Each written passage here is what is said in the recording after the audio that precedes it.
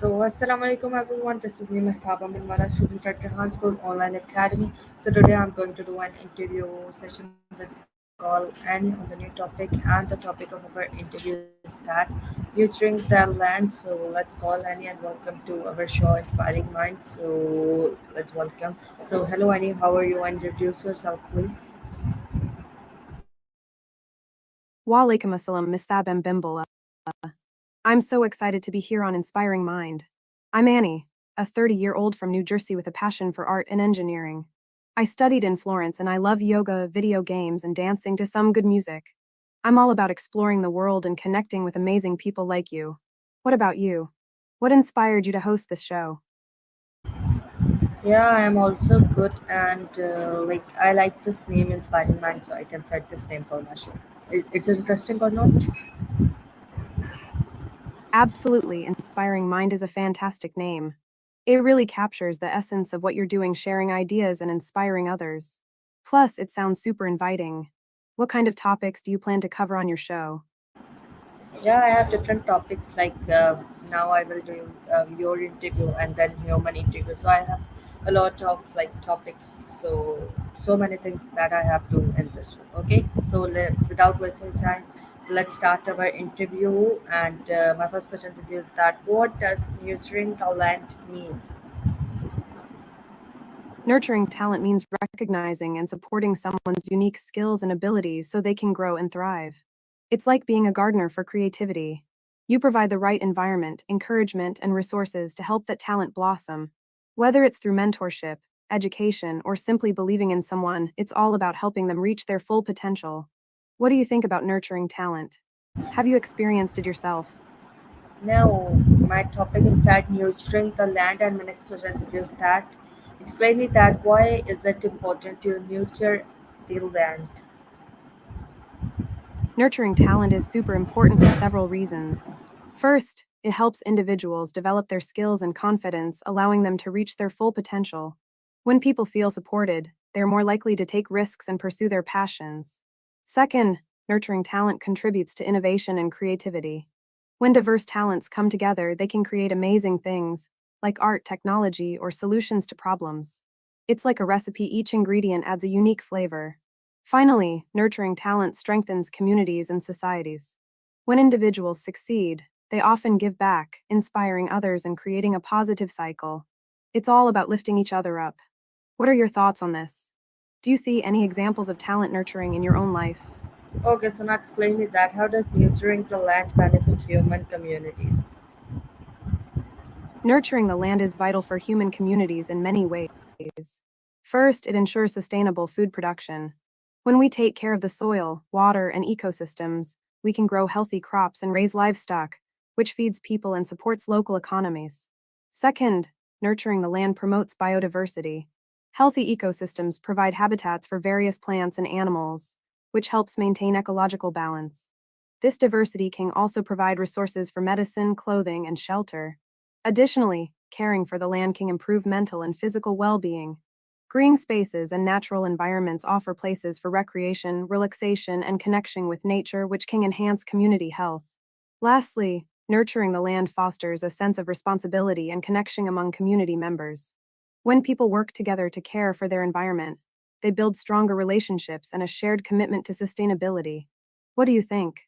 Have you seen any positive impacts of nurturing the land in your community? Okay, so now explain me that what are the consequences of not nurturing the land properly?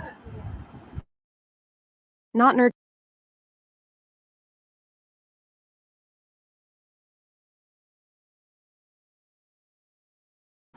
Can you hear me?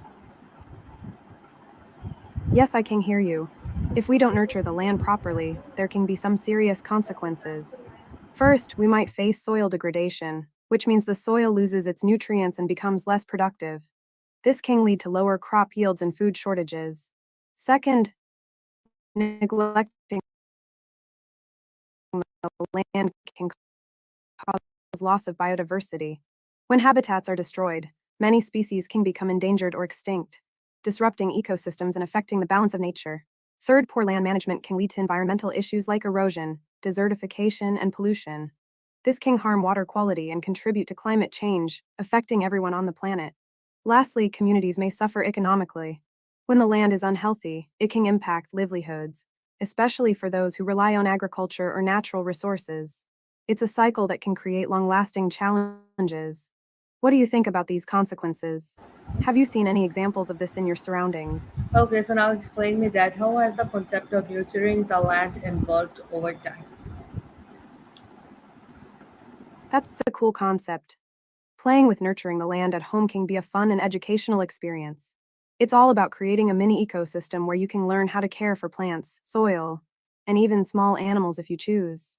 You can start a garden, whether it's in your backyard or with pots on a balcony. Growing your own herbs or vegetables teaches you about the importance of healthy soil and sustainable practices. Plus, it's super rewarding to see your plants thrive. You could also explore composting, which recycles kitchen waste into nutrient rich soil. It's like giving back to the earth. Incorporating mindfulness into this process can make it even more special. Taking the time to appreciate the growth and changes in your plants can help you connect with nature on a deeper level. How do you think you'd like to play with this idea at home? Any specific projects in Okay, mind? so now explain me that what role does traditional knowledge play in land nurturing? Traditional knowledge plays a crucial role in nurturing the land. It encompasses the wisdom, practices, and experiences passed down through generations, often tailored to local environments. Here's how it helps. 1. Sustainable practices. Many traditional methods focus on sustainability using techniques that have been tested over time. This includes crop rotation, companion planting, and natural pest control, which help maintain soil health and biodiversity. 2. Cultural connection. Traditional knowledge fosters a deep connection between communities and their land. It reflects the history, culture, and identity of the people, encouraging them to care for their environment as a part of their heritage. 3. Adaptation to local conditions. Indigenous and local communities often have a profound understanding of their ecosystems.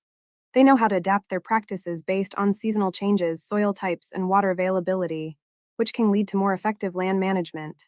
4. Biodiversity conservation. Traditional practices often promote the conservation of native species and ecosystems. This helps maintain biodiversity, which is essential for resilience against climate change and environmental challenges. 5. Community resilience. By relying on traditional knowledge, communities can build resilience and self sufficiency. They're better equipped to face challenges like food insecurity or natural disasters by using their time tested methods. What are your thoughts on traditional knowledge? Do you see it being practiced around you? Okay, so now explain me that what are the key principles of sustainable and land management? Absolutely. Here are some key principles of sustainable land management. 1. Soil health. Maintaining and improving soil quality is crucial. This involves practices like crop rotation, cover cropping, and organic amendments to enhance soil fertility and structure. 2. Water conservation. Efficient use and management of water resources are essential. Techniques like rainwater harvesting, drip irrigation, and maintaining wetlands help conserve water and protect aquatic ecosystems. 3. Biodiversity preservation. Promoting diverse plant and animal species helps create resilient ecosystems. This can include maintaining native vegetation, protecting habitats, and reducing the use of harmful chemicals. 4. Ecosystem services. Recognizing and valuing the services provided by ecosystems such as pollination, carbon storage, and nutrient cycling is vital. Sustainable practices aim to enhance these services for long term benefits. 5. Community involvement. Engaging local communities in decision making and management practices ensures that land use aligns with cultural values and needs. This fosters stewardship and responsibility. 6. Adaptability. Sustainable land management requires flexibility to adapt to changing conditions, such as climate change or economic shifts. This involves continuous learning and adjusting practices as needed. 7. Integrated approach. Considering the interconnections between land, water, air, and biodiversity is essential. An integrated approach helps create holistic solutions that benefit the environment and communities. These principles work together to create a balanced relationship between people and the land, ensuring that resources are used wisely for future generations. What do you think about these principles? Do any of them resonate with you? Okay, so now explain me that how can individuals contribute to nurturing the land? Individuals can make a big difference in nurturing the land, and it can be fun too. Here are some ways to contribute. 1. Gardening. Start a garden at home. Whether it's flowers, herbs, or vegetables, growing plants helps improve soil health and provides habitats for pollinators. Plus, it's rewarding to see what you've nurtured. 2. Composting. Create a compost bin for kitchen scraps and yard waste. Composting reduces waste and enriches the soil, promoting healthy plant growth. It's like giving back to the earth. 3. Native planting. Choose native plants for your garden. They require less water and maintenance and support local wildlife. They are like the superheroes of the plant world. 4. Water conservation. Practice water saving techniques, like using rain barrels or drip irrigation. Being mindful of water usage helps preserve this precious resource. 5. Participate in cleanups. Join local cleanup events in parks or natural areas. Keeping these spaces clean helps protect ecosystems and makes them more enjoyable for everyone. 6. Educate others. Share your knowledge about sustainable practices with friends and family. The more people who understand the importance of nurturing the land, the bigger the impact. 7. Support local farmers. Buy from local farmers or participate in community supported agriculture (CSA). Supporting local agriculture helps promote sustainable practices and keeps the community connected. 8. Advocate for sustainability. Get involved in local environmental initiatives or policies that promote sustainable land management. Your voice can help influence positive change. Every small action counts. What do you think you might want to try? Okay, so now explain me that how does crop rotation help in nurturing the land? Crop rotation is a fantastic practice for nurturing the land. Here's how it helps. 1. Soil health. Different crops have varying nutrient needs. When you rotate crops, it prevents the depletion of specific nutrients in the soil. For example, legumes like beans can fix nitrogen, enriching the soil for the next crop. 2. Pest and disease control. Rotating crops disrupts the life cycles of pests and diseases that thrive on specific plants. This natural method reduces the need for chemical pesticides, promoting a healthier ecosystem. 3. Weed management. Different crops compete with different weeds. By changing what you plant, you can outsmart weeds and reduce their growth, making it easier to manage them without harsh chemicals. 4. Soil structure. Different root systems from various crops can improve soil structure. Deep-rooted plants help break up compacted soil, while shallow-rooted plants can help hold the soil together, preventing erosion. 5. Biodiversity. Crop rotation encourages biodiversity by introducing a variety of plants into the ecosystem. This diversity can attract beneficial insects and improve the overall resilience of the farming system. 6. Water management. Some crops are better at using water than others. Rotating crops can help manage water usage more effectively, reducing the risk of drought or waterlogging. By implementing crop rotation, farmers can create a more sustainable and productive farming system, benefiting both the land and the community.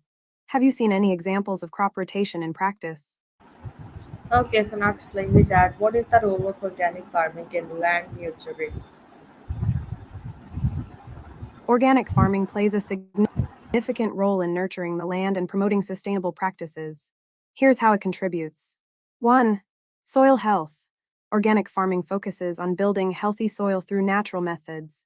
It uses compost, cover crops, and crop rotation to enhance soil fertility and structure, leading to better water retention and nutrient availability. 2. Biodiversity. Organic farms often support a diverse range of plants and animals, which helps create balanced ecosystems. This diversity can improve pest control and pollination, benefiting the entire farm. 3. Pesticide reduction. Organic farming avoids synthetic pesticides and fertilizers, relying instead on natural alternatives. This reduces chemical runoff into waterways and protects beneficial insects and soil organisms. 4. Sustainable practices. Organic farming emphasizes sustainable practices like crop rotation, intercropping, and agroforestry. These methods help maintain ecological balance and reduce the environmental impact of farming. 5. Carbon sequestration. Healthy organic soils can store more carbon, helping to mitigate climate change. By promoting soil health, organic farming can play a role in reducing greenhouse gas emissions. 6. Local economies. Organic farming often supports local economies by encouraging local markets and community supported agriculture. CISA. This creates a closer connection between consumers and farmers, fostering a sense of community. 7. Healthier food. Organic produce is often free from harmful chemicals, making a healthier choice for consumers. Plus, it tends to be fresher and more flavorful, enhancing the eating experience. 8. Animal welfare. In organic farming, animals are raised in more humane conditions with access to outdoor spaces and organic feed. This promotes better animal health and welfare. By embracing organic farming, individuals and communities can contribute to a healthier planet and a more sustainable food system. Have you tried any organic products or practices in your life? Okay, so now explain me that how can cover crops improve soil health?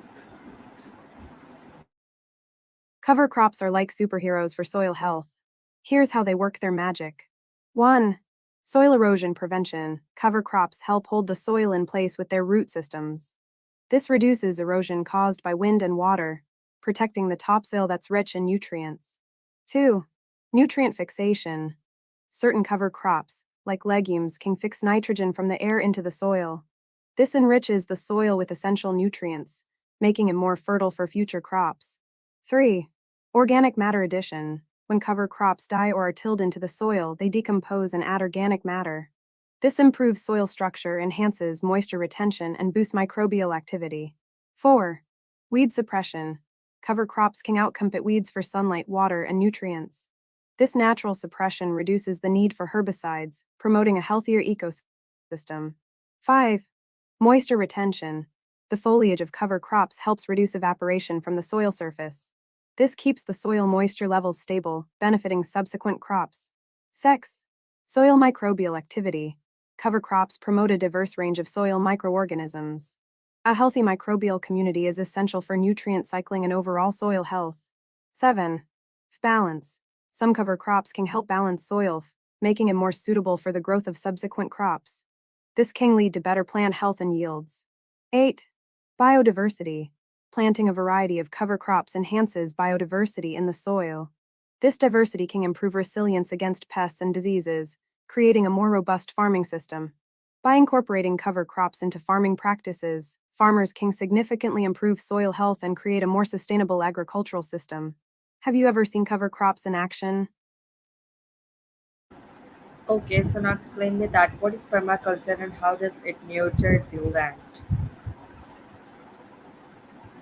Permaculture is a holistic approach to farming and land management that aims to create sustainable and self sufficient ecosystems. Here's how it nurtures the land. 1. Design principles. Permaculture is based on principles that mimic natural ecosystems. It emphasizes the design of landscapes that work with nature rather than against it, promoting harmony between humans and the environment. 2. Biodiversity. Permaculture encourages planting a variety of crops, trees, and plants together. This biodiversity creates a resilient ecosystem that can better withstand pests, diseases, and climate changes. 3. Soil health. Techniques like composting, mulching, and cover cropping are integral to permaculture. These practices build healthy soil by enhancing its structure, fertility, and microbial activity, which are essential for plant growth. 4. Water management. Permaculture designs often include strategies for capturing and conserving water, such as rainwater harvesting and swales. This helps maintain moisture levels in the soil and reduces erosion. 5. Waste reduction. Permaculture promotes the idea of closing the loop by using waste products as resources. For example, kitchen scraps can be composted to enrich the soil, minimizing waste and enhancing soil health. 6. Energy efficiency. By designing systems that require less external input, such as using natural pest control and companion planting, permaculture reduces reliance on chemical fertilizers and pesticides, leading to a healthier environment. 7. Food security. Permaculture systems can produce a diverse range of food, providing a steady supply of fresh produce.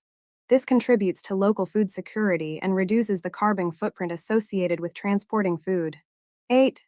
Community focus. Permaculture often involves community engagement and education. By sharing knowledge and resources, communities can work together to create sustainable practices that benefit everyone. In essence, permaculture nurtures the land by creating a balanced and resilient ecosystem that supports both human needs and the environment. Have you ever thought about incorporating permaculture principles into your gardening or lifestyle? Okay, so now explain me that how do agroforestry practices support land nurturing? Agroforestry is a fantastic practice that combines agriculture and forestry to create sustainable land use systems. Here's how it supports land nurturing. 1. Biodiversity enhancement. By integrating trees with crops and livestock, agroforestry promotes a diverse range of species. This biodiversity helps create a balanced ecosystem, which can improve pest control and pollination. 2. Soil health improvement. Tree roots help stabilize the soil and prevent erosion. Additionally, fallen leaves and organic matter from trees enrich the soil, boosting its fertility and structure. 3.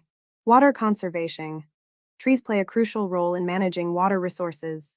They help retain moisture in the soil, reduce runoff, and improve groundwater recharge, creating a more sustainable water cycle. 4. Microclimate regulation. Trees provide shade and reduce temperature fluctuations in agricultural fields. This microclimate can create better growing conditions for crops, especially in extreme weather. 5. Carbon sequestration. Trees absorb carbon dioxide from the atmosphere, helping to mitigate climate change. Agroforestry systems can significantly increase carbon storage in both trees and soil. 6. Nutrient cycling. Trees can access nutrients from deeper soil layers, which can then be returned to the surface through leaf litter and root decay. This nutrient cycling supports healthier crops. 7. Economic diversification. Agroforestry allows farmers to grow multiple products such as fruits, nuts, and timber alongside traditional crops. This diversification can enhance income and reduce financial risk. 8. Erosion control. The root systems of trees and shrubs help anchor the soil, reducing erosion caused by wind and water. This is especially important on sloped land where erosion can be a significant issue. 9. Wildlife habitat. Agroforestry creates habitats for various species, supporting local wildlife and enhancing ecosystem health. This can also lead to better pollination and pest control. By implementing agroforestry practices, farmers can create a more resilient and sustainable agricultural system that nurtures the land and benefits both people and the environment. Have you seen any agroforestry projects or practices in your area? Okay, so now explain me that what is regenerative agriculture and how does it differ from conventional farming? Regenerative agriculture is a holistic farming approach focused on restoring and enhancing the health of ecosystems, soil, and communities. Here's how it differs from conventional farming. 1. Soil health focus. Regenerative agriculture prioritizes soil health by using practices like cover cropping, composting, and reduced tillage. This contrasts with conventional farming, which often relies heavily on chemical fertilizers and tillage, leading to soil degradation. 2. Biodiversity. Regenerative practices promote biodiversity by integrating various crops, livestock, and natural habitats. Conventional farming often focuses on monocultures, which can deplete soil nutrients and reduce resilience to pests and diseases. 3. Carbon sequestration. Regenerative agriculture aims to sequester carbon in the soil through practices like agroforestry and holistic grazing. Conventional farming may contribute to carbon emissions through soil disturbance and synthetic inputs. 4. Water management. Regenerative practices enhance water retention in the soil, reducing the need for irrigation and helping to mitigate flooding. Conventional farming can lead to water runoff and erosion, diminishing water quality. 5. Ecosystem restoration. Regenerative agriculture actively seeks to restore ecosystems, including wetlands, forests, and grasslands. Conventional farming often prioritizes productivity over ecosystem health, leading to habitat loss. 6. Community involvement. Regenerative agriculture emphasizes local communities and food systems, fostering connections between farmers and consumers.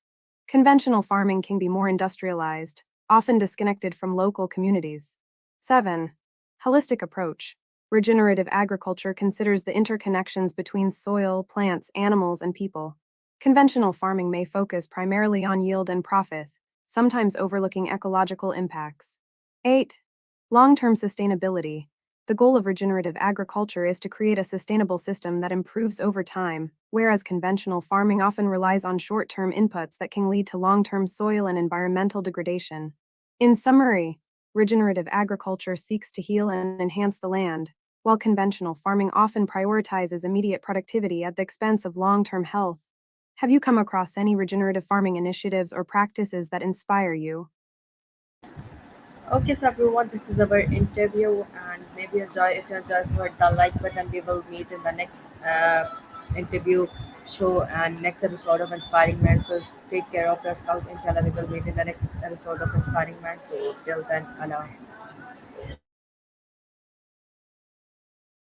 That sounds like a fun way to wrap up an interview.